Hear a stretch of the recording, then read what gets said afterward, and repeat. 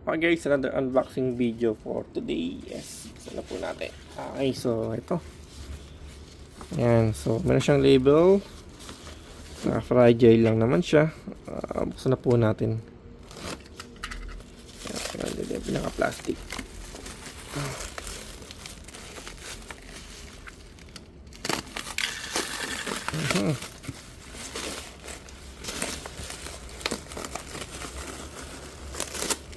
Guys, ito yung ating bubble wrap na bubble wrap lang. Okay.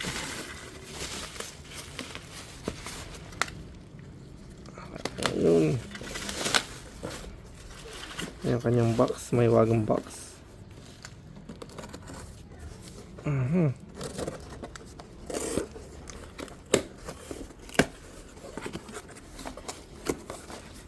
Okay guys, naka-bubble wrap ulit siya.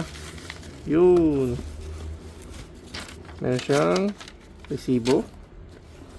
Okay, smart tayo ditong Amsoil, no? Gearlube CW 75W19. GL5 siya guys, yan. API GL5. Amsoil siya guys, yan.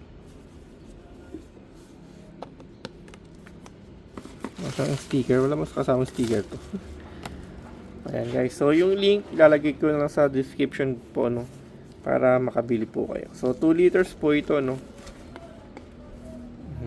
Ayan. Guys, thank you for watching po.